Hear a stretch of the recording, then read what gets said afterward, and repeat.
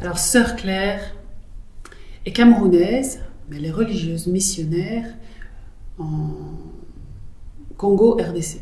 C'est un pays où il y a des tortures épouvantables, des choses atroces, en particulier faites aux chrétiens et en particulier faites aux femmes.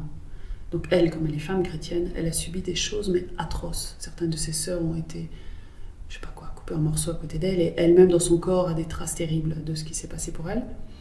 Au point que sa congrégation internationale a dit maintenant tu vas rentrer en France et tu vas être suivie en psychothérapie. Voilà. Elle est depuis 2 ans dans une communauté en France où elle suit une psychothérapie 2 fois par semaine pour se libérer de ce qui la met dans une espèce de prostration, torpeur à longueur de temps. Voilà.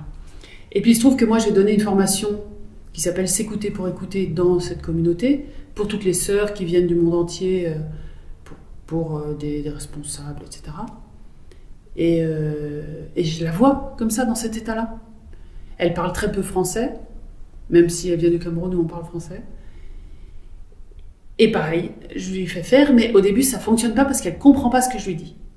Alors on demande à une autre de ses sœurs, je le dis à la sœur lui traduit, et elle fait.